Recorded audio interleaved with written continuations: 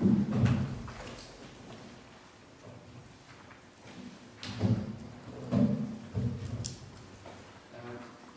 James Grealis is my name, and thank you, Reinhard. I missed most of that introduction because I was trying to get the machine working. I was thinking we're probably going to give away bank shares instead of the booth, but never mind. I'm going to talk to you this morning. It's not going to take that long, and it's not got as many slides as maybe Reinhard or Tom was going to have. And really the theme of the talk I'm going to give is that the decision making is not as complicated as Reinhard also indicated. So let's go through it. As I sat down, I sat down to do this presentation over more than an hour here and an hour there than one long spouted presentation. It's probably the same model as all of you around the table would have used, and included up until late last night. So one thing I did wonder about was how do we make decisions, and I did a quick look at for some quotes, and some of them kind of caught my eye. There are hundreds of quotes, as you can imagine, out there about decision making. You know, these three resonated with me. They meant something, and I just thought, in some ways, they kind of summarize as well the business decisions that we come across. Half the world definitely, you know, have information, and I don't know if we ever have enough information to make decisions. That's one of the things that caught my attention there. I think we could be wondering about decisions long after the time to make them is well and truly over. Peter Drucker's quote really caught my attention because he says that whenever you see something that's really successful, someone once made a courageous decision to do it. And that really, not just for the localization industry, that goes way past the localization industry. And it does make you think about life slightly different because people take much bigger risks than we take. And in my life, whenever I make a decision, I make it and forget about it. I thought that was actually very true of the business that we work in.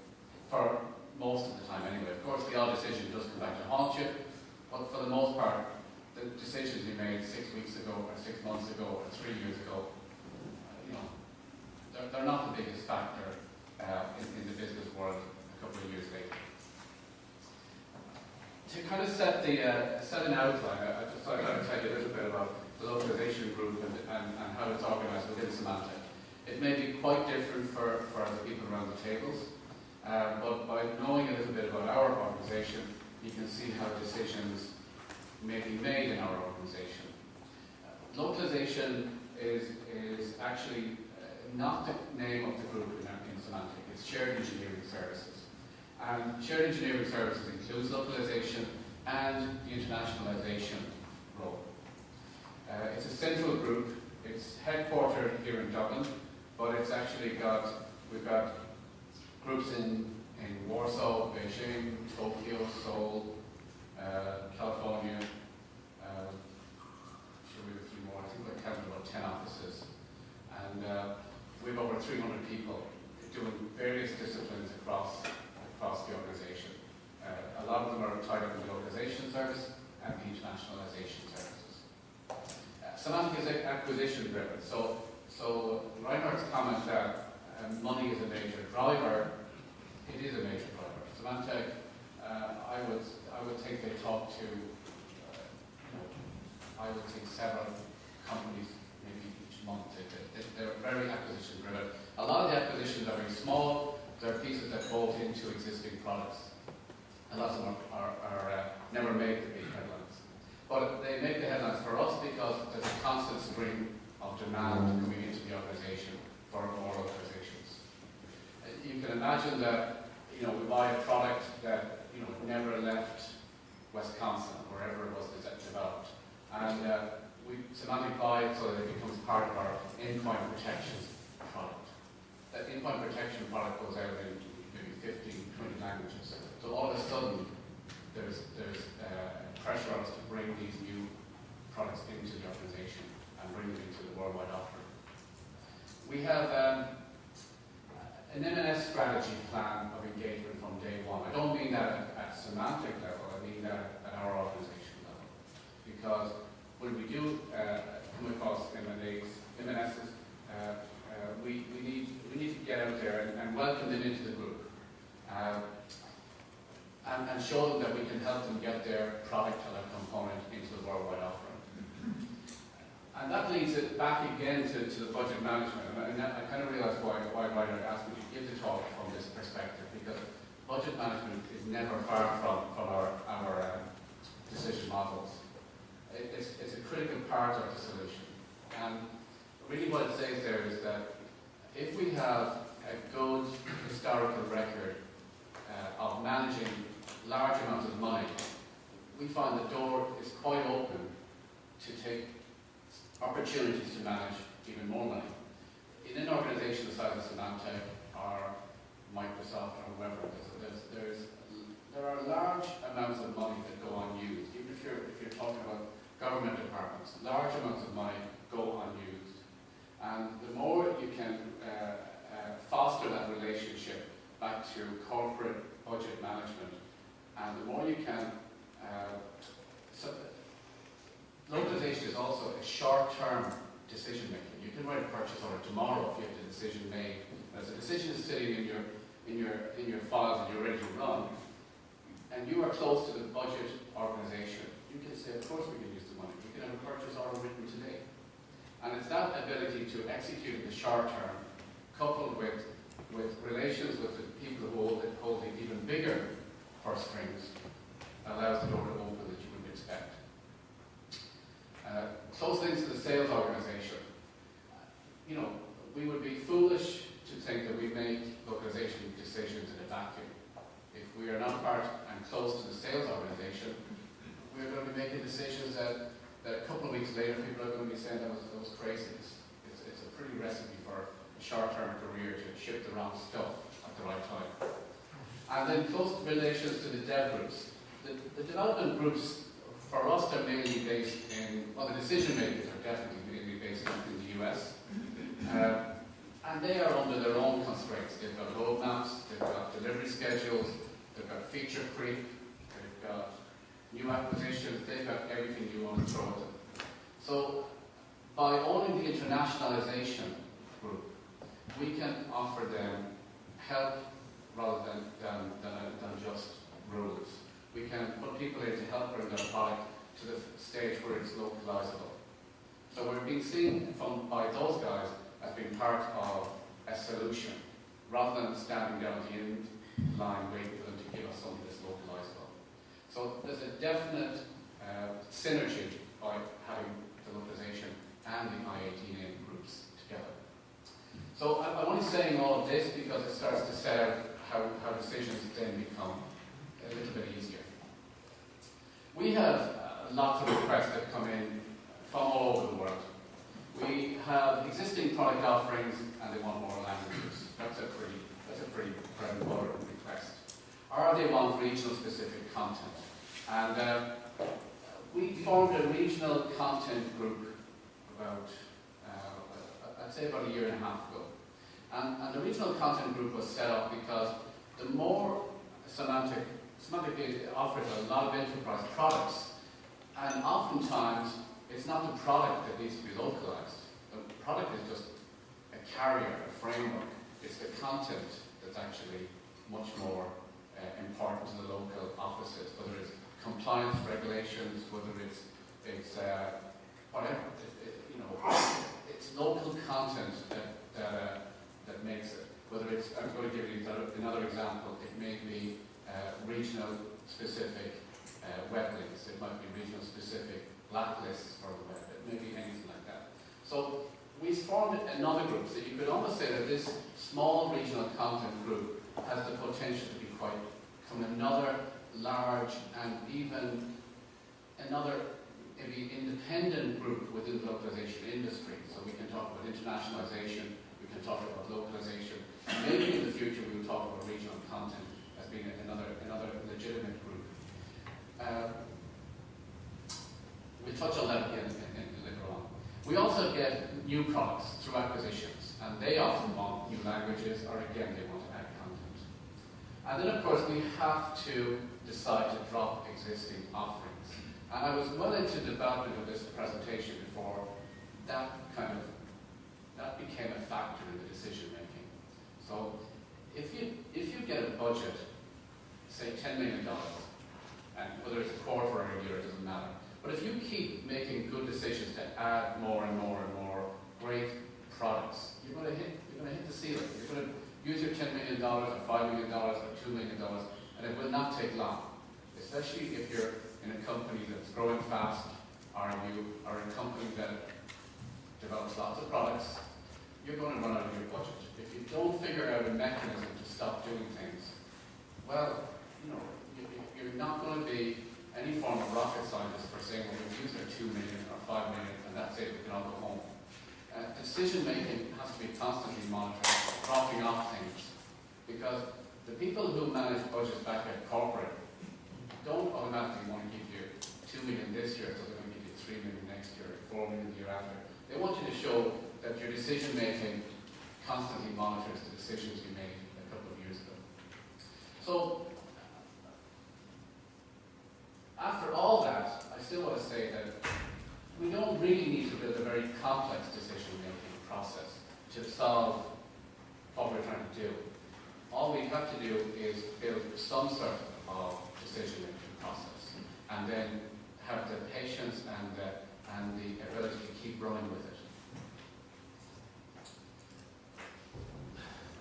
This is a pretty old joke. I thought it was indecisive, but now I'm not sure. There is really no room in the business we're in, where it takes a year and a half or 2 years to develop a product, or maybe 3 years to develop a product, or 3 months to develop a product.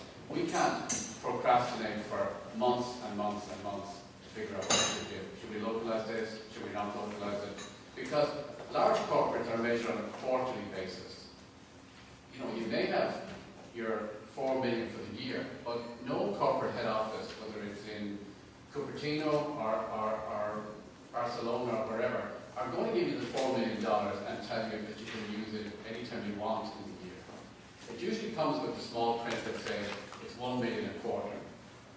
You use it or you lose it. And you can take all of the September quarter to come up with a great decision, and you finally make the decision on October 2nd, only to realize that corporate closed its quarterly accounts and you didn't use all your money. So decisions need to be made, is really what I'm saying here. So what does Symantec use? We have developed a system over several years. In fact, I would think it even runs further than 7 years. And we haven't gone away from it too much. We have rebuilt it, and we have customized it, and we've done changes to it and so on. But really it's about a business case. And I'm sure this is not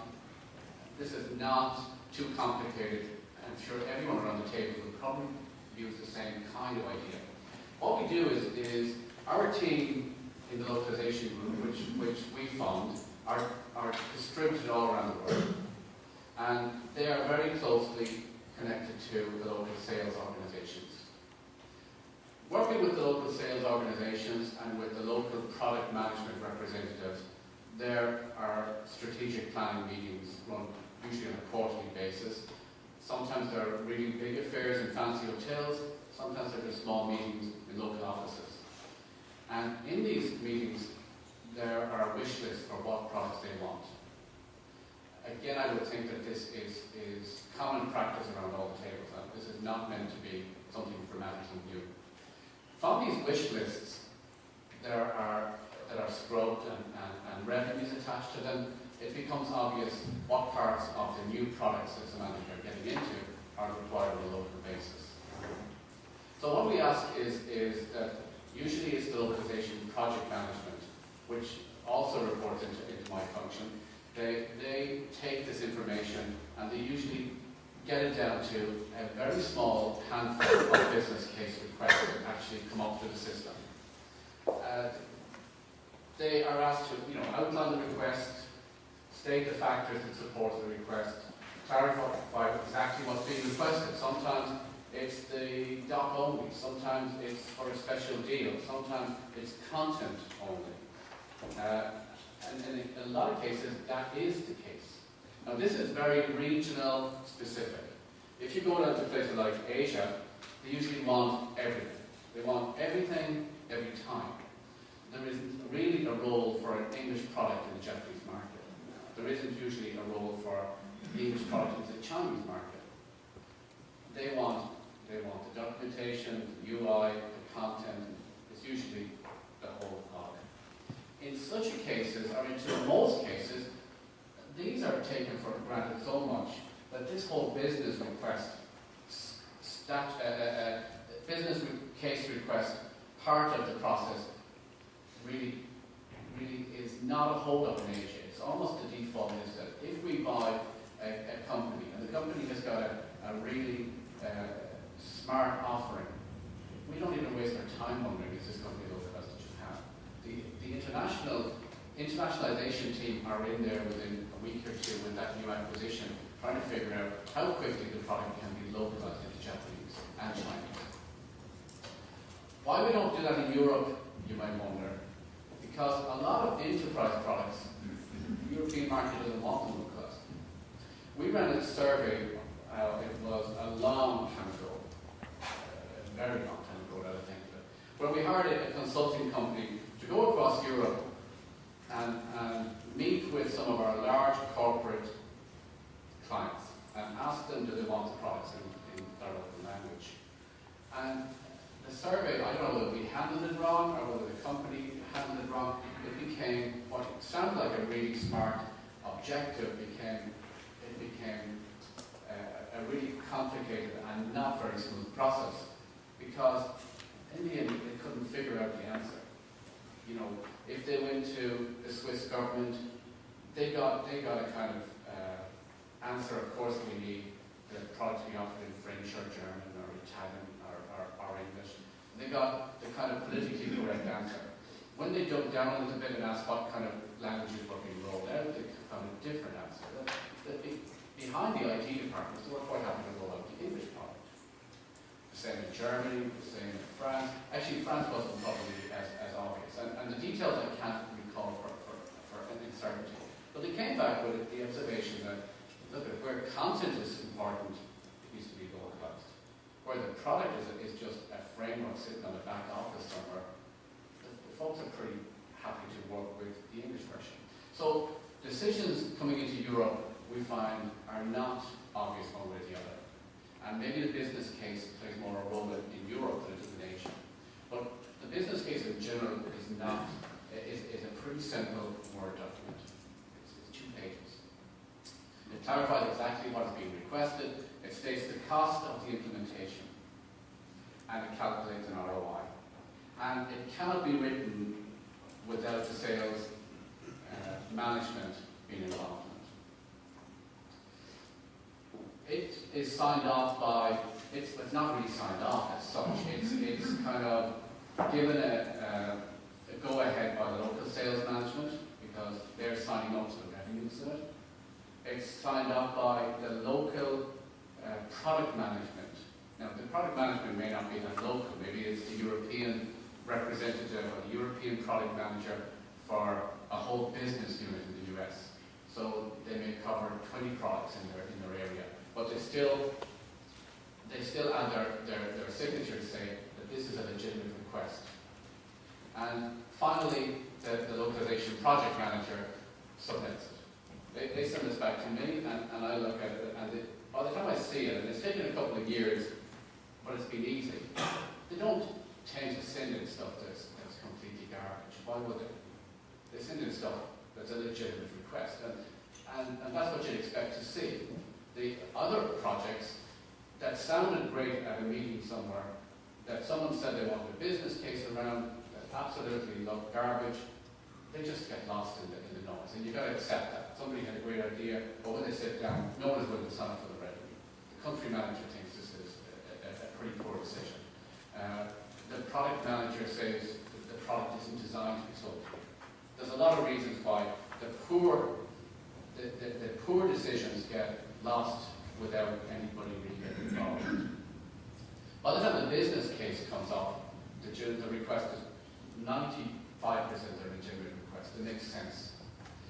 Why they come back to me is that, and it's actually on the business case document, is that even legitimate requests, that's all they are.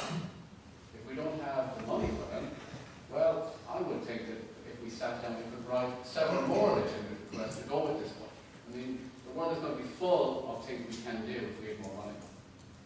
So these requests, I hold on to them. It goes back to the previous decision that if we're managing our relationship well with corporate treasury, oftentimes near the end of the quarter, you'll get a phone call that says that a certain business group, a certain unit, a certain manager, a certain VP, in some far flung part of the world is not using the budget and could we use it? And of course you can use it because you've got these requests that are waiting for finance if you can execute them. So all that point is fair to say is that your fixed budget is not always your fixed budget. Here's the day-to-day reality of what we kind of deal with. We have usually a fixed budget of which a sizable part goes to covering fixed costs. And of course there's the usual existing product offerings to maintain. From once we invest in the market, from once any of you invest in the market, you can't de-invest the following quarter. There's going to be maintenance releases, inlines, patches, updates, full versions. You know, it never ends in some ways. And as long as we're in the industry, it seems that we could be working on the same product for the last 13 years. You're certainly working on some of the same product sectors, and you're certainly working with some of the same people. But these no-brain decisions, these ones that are pulling in, you know, maybe up to hundreds of millions of dollars, they're going to just get done without even wasting our time deciding. And that's part of what I want to say. You don't waste your time deciding on the big winning products. You just end up wheel spinning. But there's also a roadmap of products for the next 6 to 12 months that you must put your budget against. Content is a growing factor, which I touched on before. Content, and whether we write it, whether we translate it, whether we buy it, it uses up our variable budget. There are acquisitions to add in, and the acquisitions don't always come in with spending. I should have said spending budgets there. And that's the other side of working closely with corporate finance. If they buy a small company in Florida or Canada or France or wherever, generally they get the company and corporate finance and the people who look after that merger and acquisition don't particularly spend time down at the detail level of saying, now we want to give this team an extra $500,000 for localization. In fact, it hardly ever happens. What happens is the product is acquired, and we're expected to put resources in there to see if they have any interest in localization, if they have any interest in internationalization, what stage they're at. That's just given. We've got to expend some resources to help evaluate what we've just bought. And we're expected to do it at our run rate. And it's the opposite side of the coin that I said you get those late calls to say, can you use more money? This is where you're expected to be a good corporate citizen and not say, well, we're not sending anyone in because it wasn't in our original budget. This is where the mergers and acquisitions strategy helps us get in there on day one to become the de facto service provider in the internationalization and the localization services. We don't ever let it be wondered about who offers these services. For us, this is a business, and we just have a potential new client. Just because this client doesn't have money in their pocket on day one, doesn't mean they get the service. And that's also part of a kind of a macro decision. You know, if you wait around until they come with their budget, someone else may have already taken your position as being the provider. And in large corporations, you really can't afford that to happen. You've got to become, if you're providing some service, you just never let it be wondered about who provides the service. And in that way, the fact that they didn't come with their budget is never concerned, never considered. You're not meant to be able to read the stuff on the left, so don't worry about that. But really what this is just saying that a business case document forms a very simple and legitimate sanity check for every request. I don't know about you, everyone around the tables, but we have all been, if you're in the business long enough, you have been at sales meetings, you have been at any kind of meetings, and the most amazing ideas are put on the table. The most idea to do any language you've ever heard of. It's been put at various stages or various meetings, either in bank pubs or just pubs or wherever. The business case sets out to form a legitimate request. That's all it does. And it doesn't matter how you design it. What I would recommend, and I'm sure you already have, but I'm not even recommending, just put something in place that allows people in the cold light of day to sit down and think, do they really want to go out on a limb to request this product? What this does, in some ways, it appeals to human nature insofar it spreads the buy-in. The country manager is signing off on potential revenue. The RPM is signing off that the product group like this idea. The local project manager is signing off, really just to be seen to be signing off, because the other guys that are important, they want the product, and the PM is really just making sure they come through a bit of a process to get it. And it also allows us to say, you know, how do we use our budget? How do decisions get made? You know, it's a very short career again. If one person thinks they can make the decisions for a large corporation, because they're going to get 5 out of 10 wrong, they're going to get 4 out of 10 wrong, you know? So, just the more buy-in from the different people, you mean you're basing good decisions. But on the other hand of it, on a counterbalance to it, and if I had looked probably long enough, I could have found some sort of counterbalance graphic for this. But really, you have to run over several years a method to keep a track of your past decisions. And I call this kind of an ROI. You've got to keep this, because when you go back to sales meetings, you've got to go to put up a quick ROI and say, look, here's what's happening in your region. And by talking at an ROI level, you are talking in business language to regional sales VPs or senior executives of the company who also think in a business language. They're going to say, right, those 4 decisions look really poor. The other 20 decisions we're really doing well. We're selling, you guys are investing, let's all agree we cut the 4 poor decisions. They're bought into the whole idea.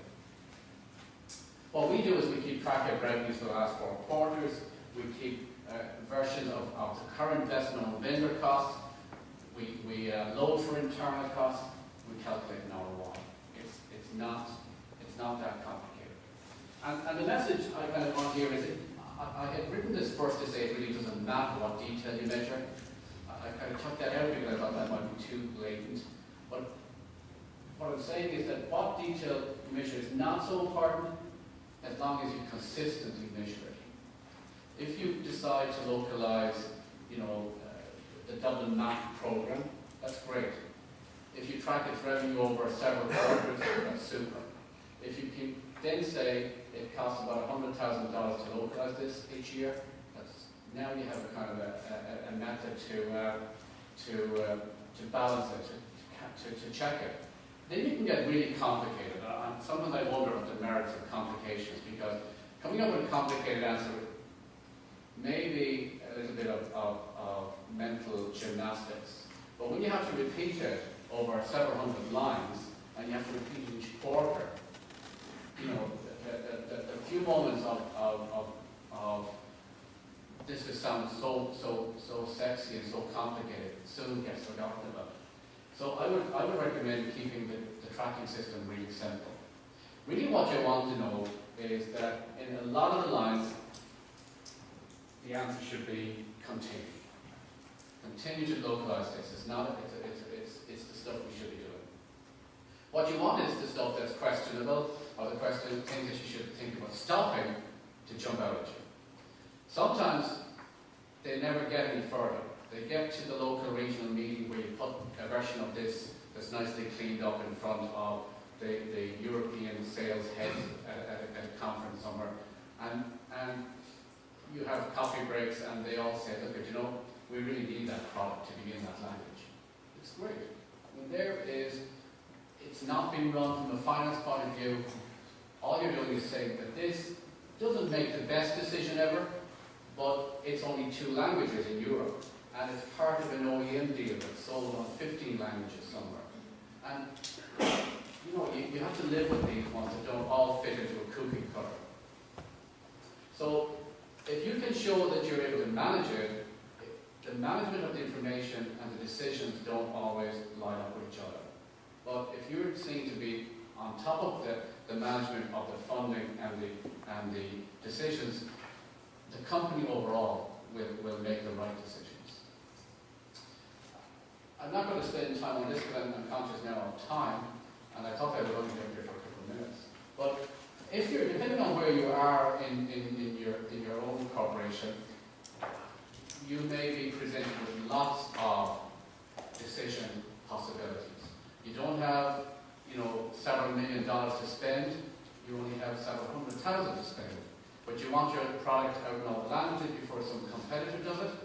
Well, there's only one way to get there. There's royalty agreements. And when I look back at Symantec 15 years ago, we inherited, when we came to open the localization group, we inherited several of these. They were usually up in Scandinavia, and they looked good when they were obviously written back in previous years to that, but they can get very complicated.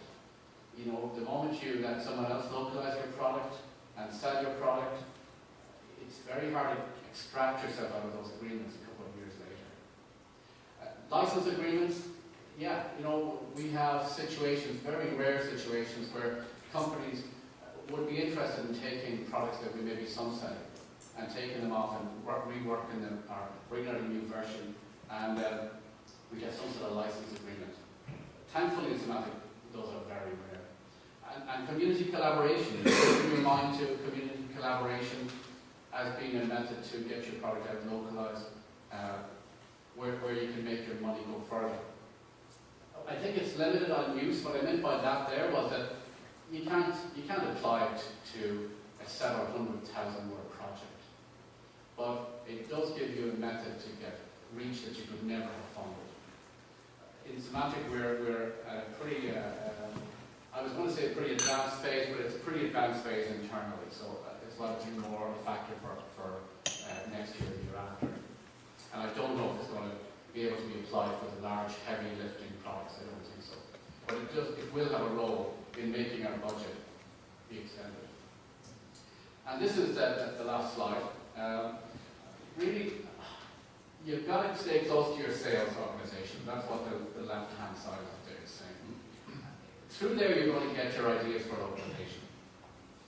You couple that with the budget that we all manage, and you've got to spend some of that time in the budget process to get rid of the things you don't want. And those four factors together really, you know, mean that the product flow is continued and the sales keeps going. But one of them on their own is not the way forward. I would really worry about where one of those is either too much emphasis on it or too little emphasis on it. Because it really is the enterprise decision is really a very holistic decision. And to finish on a quotation, since we started on it, I thought that really was the best quotation I kind of found. That once you make a decision, the universe conspires to make it happen. And I think that's the story. Right? Thank you very much, Jim.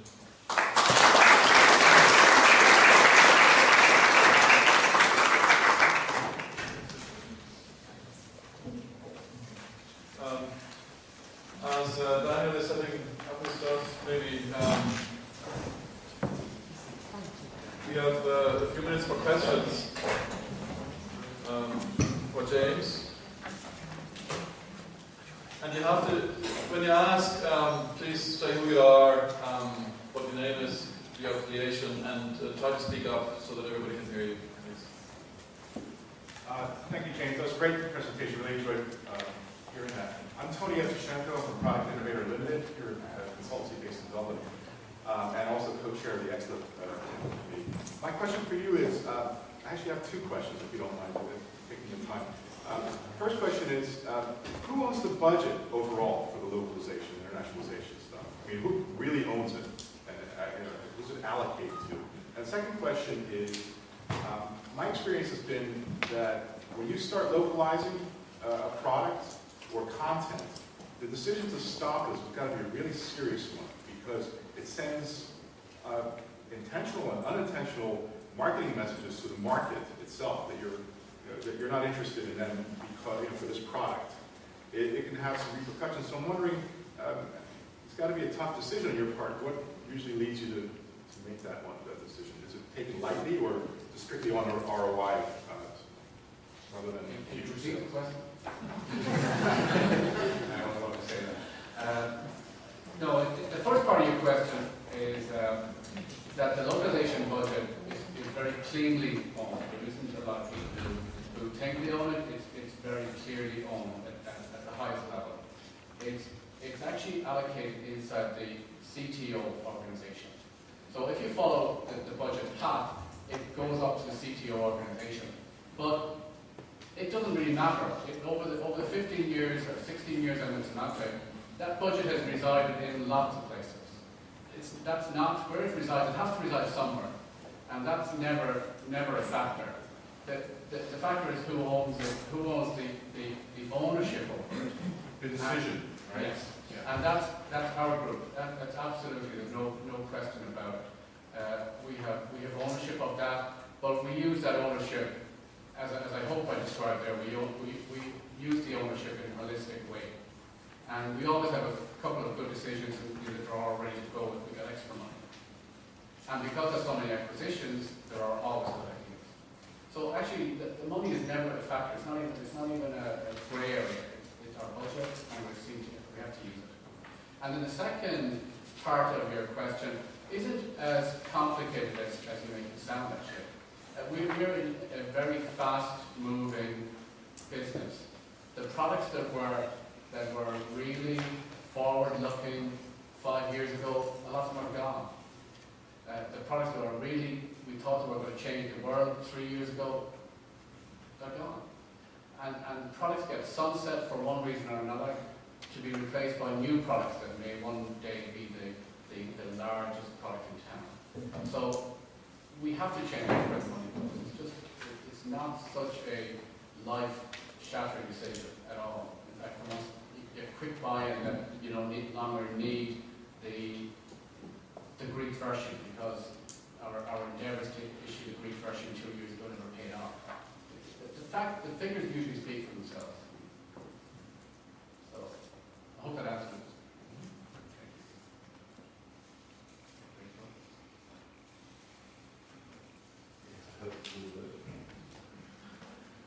Okay, well, thank you very much again, and James will stay with us for a while, so if you